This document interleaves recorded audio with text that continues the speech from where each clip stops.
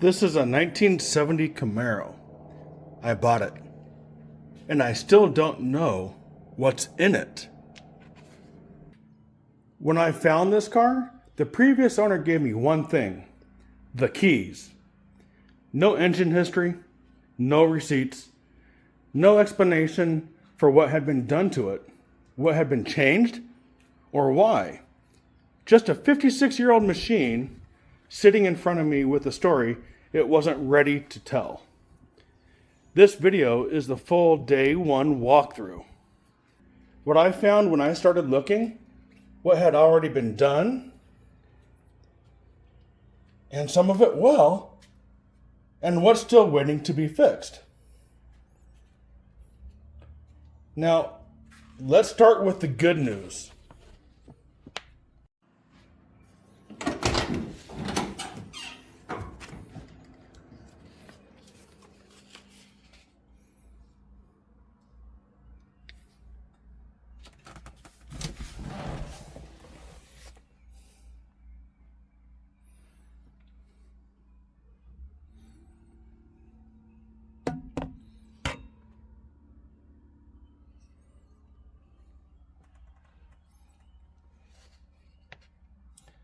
Whoever owned this car before me made some real decisions.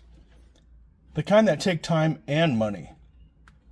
The transmission is a Tramac TR6060, 6-speed manual. It's a modern unit, precise, strong, built for cars that are actually going to get driven. In a 1970 Camaro, that's not a stock swap. Someone wanted this car to be usable. The suspension had been upgraded. The original front end of the car, this age, is workable, but it has limits. And whoever built this knew that. Work had been done. We'll talk about what condition it was in a few minutes.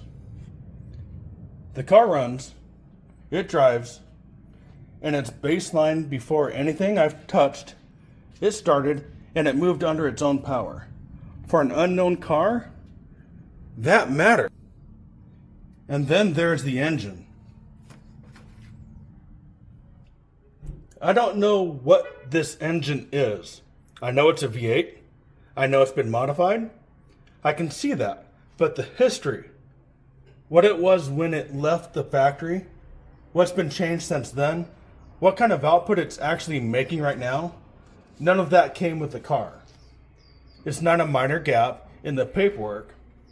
In a car like this, the engine is the story. Everything else, the suspension, the transmission, the way it drives, all that exists in relation to what's under the hood. There are visible leaks, the kind that develop slowly over years, when a car isn't being monitored consistently. I'm not going to speculate about what this engine is or what it's capable of. Not yet. That gets its own episode. A proper teardown maybe, a real diagnosis. Because until I know exactly what I'm working with, I can't build on top of it with any confidence. What I can tell you is it runs. And that's where the investigation starts. Now, the list of what I found and what I've done about it so far is coming up.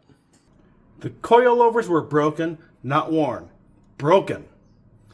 The suspension was compromised in a way that made this car unsafe to drive at any real speed. You don't negotiate with that. You fix it.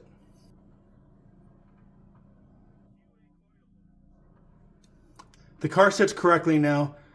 Push on a corner and there's confidence in it that wasn't there before. The body mounts were deteriorated.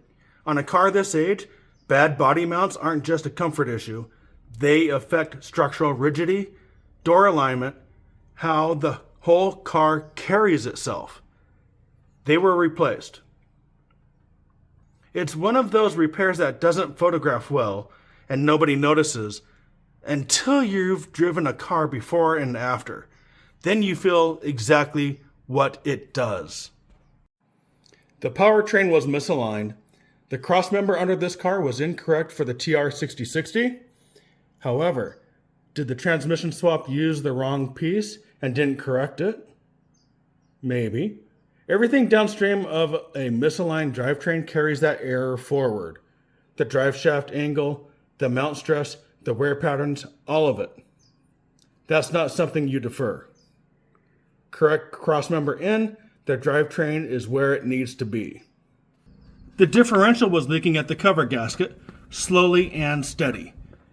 The way a differential leaks when it's been ignored long enough that nobody remembers when it started. Sealed and done. One less thing bleeding onto the floor.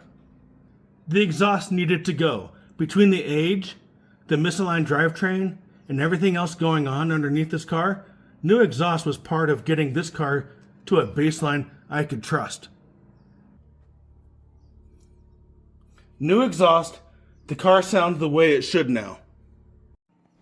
The factory built routing, especially with the modifications already made to this engine bay, wasn't going to hold up to what I want to do with it. It needed to be replaced with something built for the long term.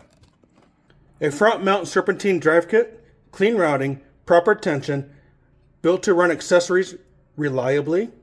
The engine bay has a logic to it now that it didn't have before. Las Vegas in the summer is not a city that forgives a car without climate control. That's not a luxury complaint, that's practical. You can't drive a car you can't stay comfortable in, and comfort is part of what makes a restored car livable. Vintage air, properly mounted, properly plumbed. The interior temperature is now something I control. That's what's been addressed. Now, what's still on the list? The transmission tunnel. The previous owner cut it. Not a clean modification, just cut. And because of that opening, exhaust gases can still enter the cabin while the car is running.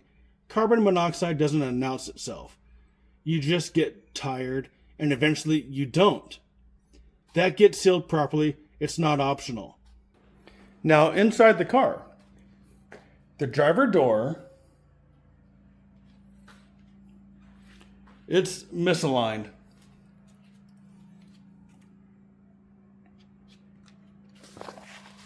The window,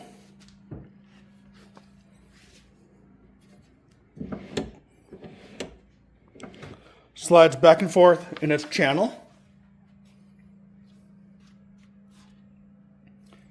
The driver's seat is loose on the right side. The speedometer cable is wrong. Something's wrong with the speedometer cable or the speedometer itself. The needle just bounces. And on a car with unknown engine output, and a TR6060 is more than a minor inconvenience. The dash has issues. Standard headlights, yeah, those will get upgraded. And then there's the engine, unknown history, visible leaks, no paperwork. That gets its own episode. Because understanding what's actually in this car is the foundation everything else gets built on. Every one of those is a future video. I'm going to document all of it. That's where this build starts. Not with a perfect car. With an honest one. 56 years old, unknown history, a list of problems, and a foundation worth building on. If you want to follow the work, the engine investigation, the tunnel repair, everything else on that list, subscribe. Every problem you just heard becomes its own video.